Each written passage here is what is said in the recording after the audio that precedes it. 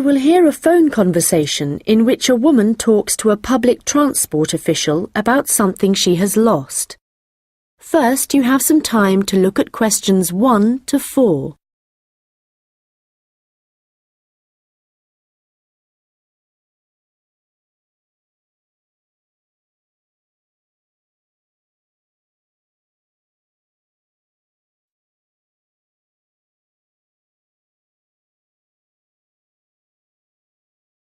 Hello, City Transport Lost Property. How can I help you? Oh, hello. Yes, I'm calling about a suitcase I lost yesterday. I don't suppose I'll get it back, but I thought I'd try. Well, some people do hand lost items in, so you might be lucky. Let's put the details into the computer. OK. Right, so let's start with a description of the suitcase. OK, well, it's small, and it's the type you can pull along on wheels. How about the colour? Yes, it's black, but not exactly plain black. It has some narrow stripes down it, sort of grey. Actually, no, they're white, now I think about it. OK, I'll just add that information.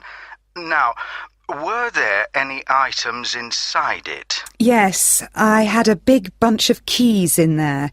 Luckily, my assistant manager has an identical set, so she's going out this morning to get some copies made. So, therefore, your office... That's right. My house keys were in my pocket, thank goodness. Anything else? There were a lot of documents, but they're saved on my laptop anyway, so they don't matter so much. But the thing I'm really worried about, I haven't even taken it out of the box yet, is a camera I just bought. That's really why I'm calling.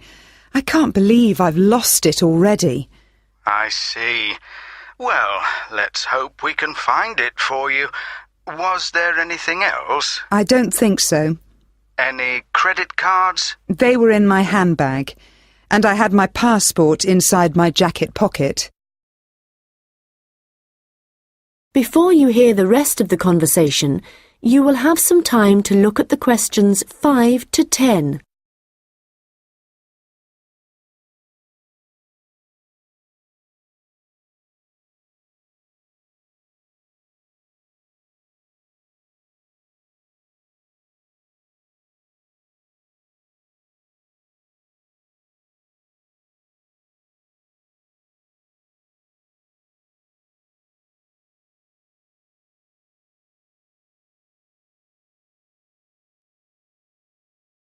Now listen and answer questions 5 to 10. Money, clothing, any personal items? Let me think. I had an umbrella. It was black. No, blue. But obviously that isn't as important as the other things. No, but it all helps us identify your property and get it back to you. Anyway, I just need to ask you for some basic details about your journey. So it was yesterday, was it? That's right. In the afternoon. Around 2 p.m, maybe 2:30. OK, so that'd be May the 13th. Yes. I was heading to Highbury. That's where I live. All right, and you mentioned a passport, I think. So you were coming from the airport, I presume? Yes, and I was looking forward to getting home so much, and what with being tired and everything, I think that's why I just forgot about the case. And how were you travelling when you lost your property? What kind of transport were you using? I thought about getting the train, but that would have meant a bus journey as well, and I couldn't be bothered. So I decided to take a taxi eventually. That's where I must have left it. Well, that's good news in a way. It's more likely that a driver would have found it and handed it in. I hope so. Well, I need your personal details now. Can I have your full name, please? Yes, it's Lisa Docherty. I'll spell that for you. It's Docherty. Thank you. And next, if I could have your address, the best address to send you the property if we manage to locate it. Sure. It's number 15A, River Road. And that's Highbury, as I said. Thank you. Just a moment. There's just one final thing. That's your phone number. I guess my mobile would be best. Hang on. I can never remember my own number. OK, I've got it. It's 07979 605 437. Very well. I think that's everything we need at this end. I'll have a look at the data on... That is the end of section 1. You now have half a minute to check your answers.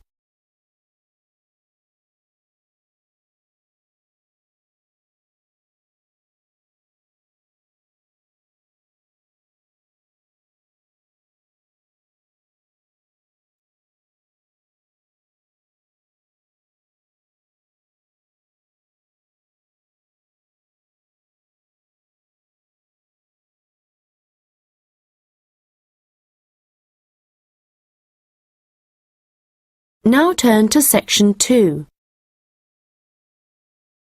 You will hear a tourist information officer explaining local walks to visitors. First, you have some time to look at questions 11 to 15.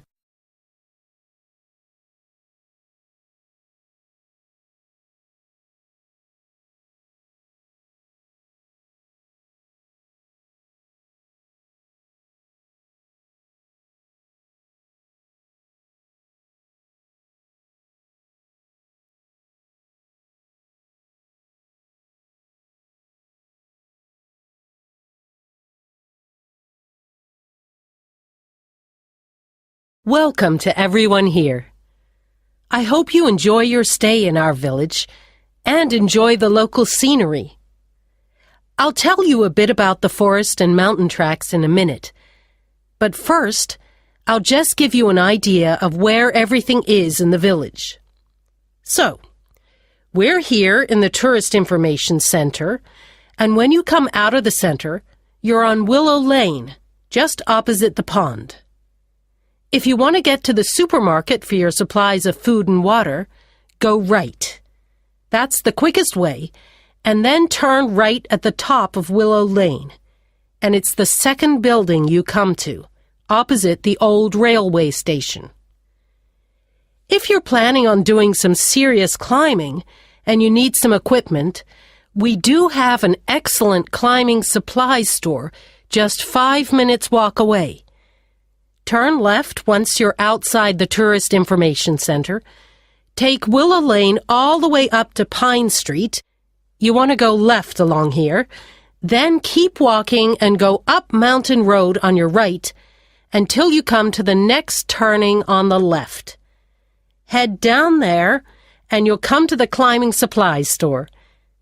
If you get to the small building that sells ski passes, you'll know you've gone too far. You also need to head to Pine Street for the museum. It's small, but well worth a visit if you're interested in the history of the village and the old gold mining industry. So, when you reach Pine Street from here, you'll see the old railway line on the other side of the road. Turn left into Pine Street and keep going until you come to Mountain Road. And just past here, the museum will be on your left, just behind the railway line.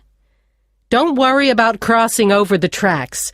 The train stopped running through here in 1985.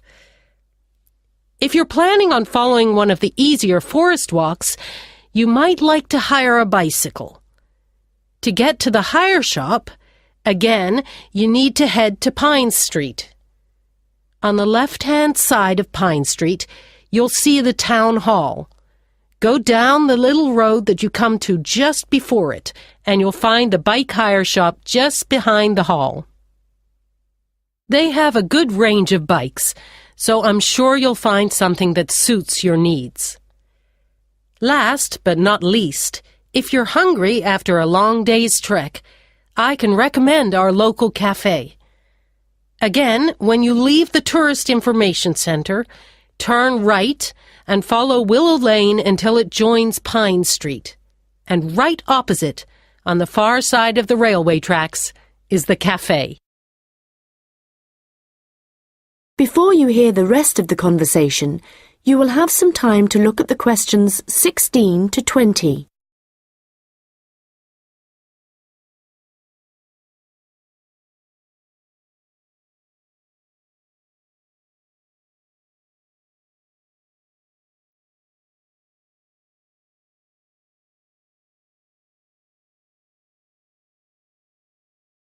Now listen and answer questions 16 to 20. Okay, let me tell you a little bit about the different tracks we have here. All of them start at the end of Mountain Road, and you'll find a parking lot there where you can leave your vehicles. Let's start with North Point Track. It's a gentle route through lowland forest, good for biking and probably the one for you if you have small children. There's a wooden hut where you can stay at the end of the track, but be aware that it's really just an overnight shelter, and you'll need to take your own sleeping bags and cooking equipment. Another option is the Silver River Track. As the name suggests, you'd be following the river for most of the way, and you get to see some of our beautiful native birds. But the track also goes through a densely forested area. Unfortunately, the signposting isn't very good in places, and you do need good map reading skills to avoid becoming disoriented, which happens to visitors a little too frequently, I'm afraid. Valley Crossing will take you through some stunning scenery, but there are several points along the way where you'll need the level of fitness required to get over some pretty big rocks. Stonebridge is one of the shorter tracks, but very steep as it takes you up to the waterfall, and you do need to be in good condition to manage it. Lastly, the Henderson Ridge track will take you all the way to the summit of the mountain. Do bear in mind, though, that at this time of year the weather is very changeable, and if the cloud suddenly descends, it's all too easy to wander off the track. It's best to check with us for a weather report on the morning you think you want to go.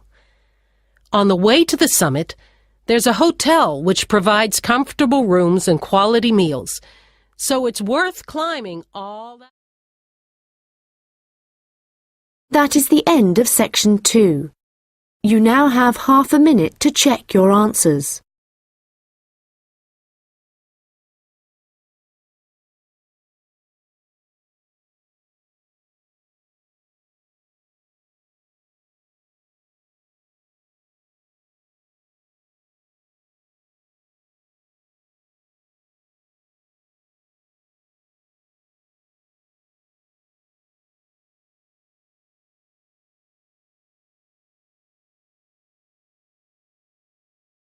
Now turn to section 3.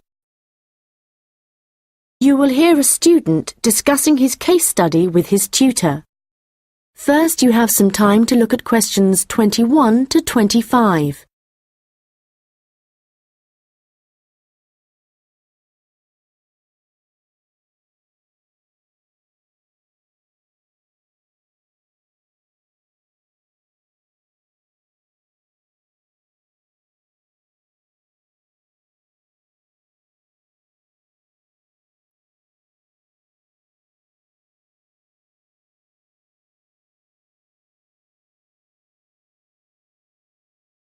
Well, James, I've had a look over your case study, and for a first draft, it looks promising. I have to be honest, when you told us we had to write about a furniture company, it didn't sound like the kind of thing that would interest me. But since then, I've changed my mind. Why's that? Well, as you know, Furniture Rossi is an Australian company, still comparatively small compared to some of the high street stores, but it's got plans to expand into foreign markets, so I chose it for that reason. It's going through a transition. It's a family-run business aiming to build a global brand. All right, and you've made that clear in your writing. One thing, though, that I think you've overlooked is why Luca Rossi started a furniture company here in Australia in the first place. Well, he'd just got an arts degree, hadn't he? And people were trying to talk him into an academic profession, but he wanted a practical job, something he thought would be more satisfying in the long run. His grandfather had been a craftsman. He'd made furniture in Italy, and he'd passed this skill on to Luca's father. And, well, Luca thought he'd like to continue the tradition. Yes, that was the motivation behind his decision. And what was it, do you think, that gave Furniture Rossi a competitive edge over other furniture companies? I wouldn't think it was price. It's always been at the higher end of the market. But according to my research, it was to do with the attitude of the employees. They were really focused on giving good customer service. Yes, Luca Rossi insisted on that. Their promotional campaigns also emphasised the fact that the wood only came from Australian forests. But that was the case with their rivals too, so it wouldn't have made them stand out. OK, we'll have a careful look at the content of your case study in a minute, but I just want to make a general comment first before you start writing your second draft. OK. Yes, what I'd like to see more of is your opinion. A bit more critical thinking rather than the bare facts. But it's good to see you've been careful with your referencing this time. Thanks. And I read and reread my work, so I'm pretty sure there aren't any errors with the language. Yes, it's fine. Oh, but there's one other thing I could probably mention at this point. Yes? Well, at the end of term, you'll also be giving a presentation, also on Furniture Rossi. Yes. I haven't given it much thought yet. Understandably, but while you're writing the case study, I'd recommend you think about what kind of information would be suitable to use in your presentation. Remember, the last time you gave a presentation on a company, you spent a considerable part of the time providing the audience with financial data. But they probably needed to hear more about company strategy. Yes. I did concentrate rather too much on the figures. I'll make sure there's a balance this time. Good.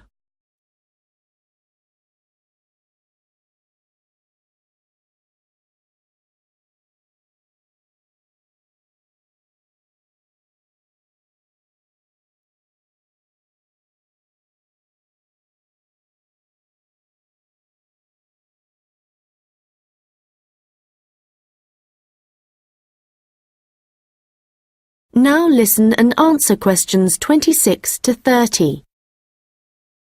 OK, so let's just think about the content of your case study, the history of Furniture Rossi.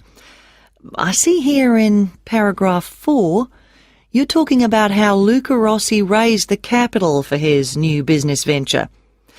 And then you're talking about the customer base growing much wider. But what was it that prompted this growth? Well, that was to do with the quality of the furniture products that the company was selling. People loved that it was all handmade and would last. And because demand from customers kept growing? Well, then Rossi needed to take on more craftsmen, so they could make sure the orders were ready on time. And then he also had to set up 2 new warehouses to make distribution quicker. Yes, and from there, the company really grew. But think what happened next. They started looking at ways to increase their profits and called in a consultant. And what he saw immediately was that the infrastructure was completely outdated. They were paying 3 full-time admin staff just for data entry. So he recommended they upgrade their software programs, and that, in turn, cut operational costs and just speeded everything up. I'm surprised they didn't get onto that earlier. But I suppose Luca Rossi was more interested in the design aspect, rather than the finance side of things. Yes, I imagine that's why he eventually turned the day-to-day running of the company over to his son. And in fact, it was the son, Marco, who persuaded his father to move on from traditional television advertising and go online instead. I guess that's the best way to reach people. It can be, but initially customers actually complained. Why? Well, some users found it hard to navigate their way around the website, so they were getting frustrated and giving up. So then the company called in a professional to improve it. Oh, I see. He must have done a good job. They've had a continuous 3-year rise in revenue, so things must be going well. Indeed. And what of the future? Well, I probably need to talk about this a bit more in the concluding paragraphs, don't I? Consumers are already aware of the quality of the furniture, that's for sure. But I think the company is aiming to publicise their values. The fact that they have respect for beauty, durability and functionality and the environment. A lot of companies are already... That is the end of section 3. You now have half a minute to check your answers.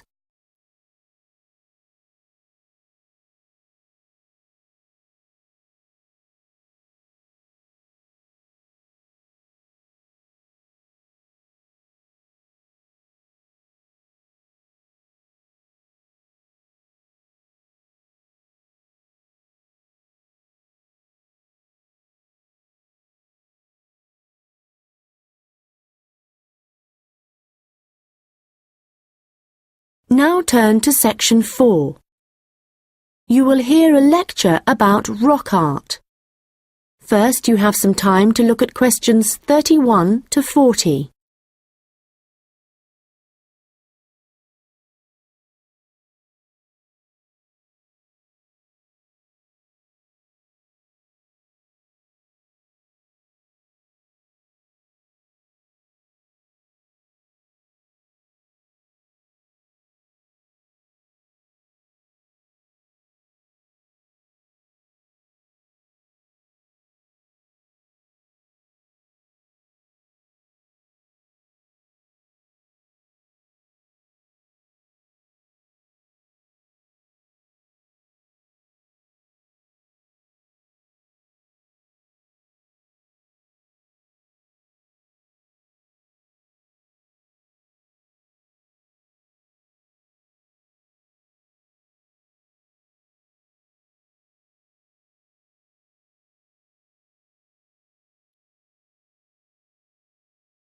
Now listen carefully and answer questions 31 to 40. Hello everyone and welcome. As part of this series of lectures on the development of early humans, today we are looking at rock art, the paintings and drawings produced by prehistoric peoples as they spread across the continents. If you've been lucky enough to look at a piece of rock art close up, you will know it's an experience that makes you wonder about the passage of time and our own history. But rock art also has a practical value for researchers, and let's start by considering why that is. Firstly, it provides vital information about the way that people evolved, information not always easily obtainable from excavated artefacts alone. Secondly, rock art tells us about migration, where people came from and where perhaps they went next. Rock art is found all over the world, and this in itself is not surprising. But what is rather amazing, you might think, is how similar some images are, whether you're looking at a rock face in South Africa or standing inside a cave in Spain. Let me give you an example. When our ancestors drew humans, they would often draw them as stick figures. But if they drew a face, then the eyes were almost always very prominent, very open and wide. And of course, animals are very common in rock art. But one animal which is very interesting to researchers is the lizard. because whenever you see a prehistoric painting of one, it's depicted either in profile or looking down on it from above. And these drawings are produced by people of totally different cultural backgrounds. Amazing. But how can this be the case, that similar artistic styles exist in such distant locations? In the past, archaeologists believed that trade must have brought people together, and that it gave them the opportunity to observe each other's culture, including art styles. But this didn't prove to be the case. Recently, researchers have come up with a new theory. They believe that the brains of our ancestors evolved to notice certain images before others, and this was important, actually essential, because in an environment full of constant danger, it was necessary for survival. So the need to quickly recognise things that could be helpful or harmful could have had a great influence on rock art, and explain why some images are more common across cultures than others. Later on, there would have been other reasons why communities produced art, certainly for spiritual and social purposes, and no doubt for political ones too, as different tribes looked for allies and struggled against their enemies. Well, as I said before, you can find rock art all over the world, but I'd like to focus now on the rock art of the Aboriginal people of Australia. The images that survive in this part of the world span at least 20,000 years. In fact, the Aborigines were still practicing this art form in the late 18th century when the Europeans began to arrive, and certain images point to the contact between them. For example, the Aborigines began to draw ships which they would have seen along the coast. It's hard for us to imagine what they must have thought when these first began to appear. Another image that is evidence of European arrival is that of horses, an animal that would have been very alien to the Australian landscape. It isn't actually known how many sites there are across Australia where rock art can be found, but unfortunately we do know that much of the art is being lost to us. Erosion, of course, is one of the key reasons for its destruction, but human activity is also increasingly responsible. Since the 1960s, industry alone has destroyed around an estimated 10,000 pieces of art. At this rate, in 50 years, half of all Australian rock art could have disappeared for good. Vandalism is sadly another factor, and although most people, I believe, would wish to preserve this art, I'm afraid that tourism is another reason why the art is disappearing. In some cases, the art is damaged when people